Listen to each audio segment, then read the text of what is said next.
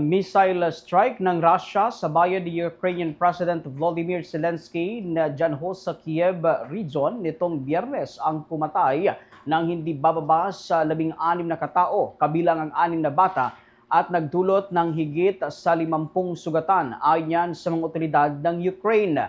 Nag-aalay naman ng pakikiramay si President Zelensky sa mga pamilyang nawala ng mahal sa buhay at sa mga nasugatan sa kanyang nightly address.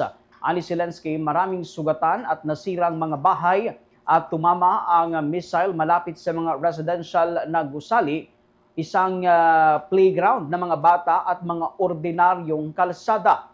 Bukod dito, tinarget din ng Russia ang isang power plant sa Kherson gamit ang drone noong Biyernes, ayon kay Zelensky. Dagdag pa ng presidente, hindi ito aksidente kung saan alam ng mga Russian na ito ay isang energy facility.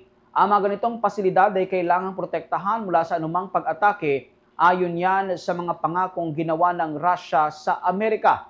Sa isang pahayag, inangkin naman ng Russian Ministry of Defense na ang strike ay tumarget sa isang pagpupulong ng mga Ukrainian at Western officer. Tinawag itong high precision strike gamit ang high explosive missile sa isang restaurant sa Kiev.